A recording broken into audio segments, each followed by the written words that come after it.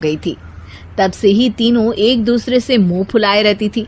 ना कोई सीधे मुंह किसी से बात करती, ना किसी का कहना मानती।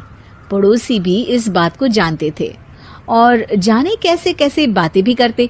इसीलिए सासू माँ ने तीनों बहुओं को तुरंत अपने कमरे में बुलाया। मैं कई दिनों से देख रही हूँ, तुम तीनों अलग अलग सारे काम कर रही हो। ये सब नहीं चलेगा, तीनों को मिलकर ही काम करना पड़ेगा। सास की बात सुनकर एकदम से बड़ी बहू बोल उठती है। नहीं मम्मी जी, मैं इन दोनों के साथ कुछ नहीं कर सकती। मैं इस घर की बड़ी बहू हूँ, फिर भी ये मेरा कहना बिल्कुल भी नहीं मानती। अरे जेठानी जी, जानबूझकर मुझे डबल काम करवाती है आप, और छोटी मुझसे टेढ़े मुंह ही बात करती है। इन दोनों के बीच हमेशा सैंडविच बन जाती है मेरी, और मैं हमेशा आलू की तरह बीच में मसली जाती हूँ। मम्मी जी, इन दोनों को लगता है कि मैं छोटी हूँ तो इनके पैरों तले दब जाऊंगी, लेकिन नहीं, मेरा भी उतना ही अधिकार है जितना इन दोनों का है।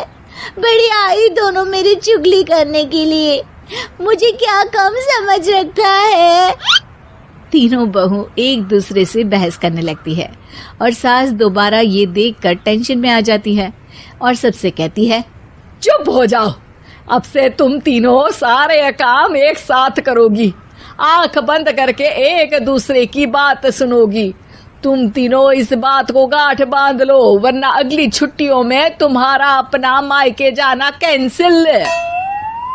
सास की बातें सुनकर डर के मारे तीनों हामी भर देती हैं। जी मम्मी जी, मैं समझ गई। हाँ मम्मी जी, जैसा आप कहें। आप जो कहेंगी मैं वही करूंगी। तीनों बहू सास की बात को गांठ बांध लेती है और वादा करती है कि अब से सारे काम वो तीनों एक साथ मिलकर ही करेंगी। ये सब देखकर सास खुश हो जाती है और वहां से चली जाती है। नीचे जाकर वो देखती है कि घर में शर्मा जी आए हुए होते हैं। सास जोर से आवाज लगाकर कहती है, अरे बहू, जरा चाय बनाकर तो लाना, शर्मा जी आए हैं। सास की बात सुनकर तीनों बहू तुरंत किचन की ओर भागती है और चाय बनाना शुरू कर देती है।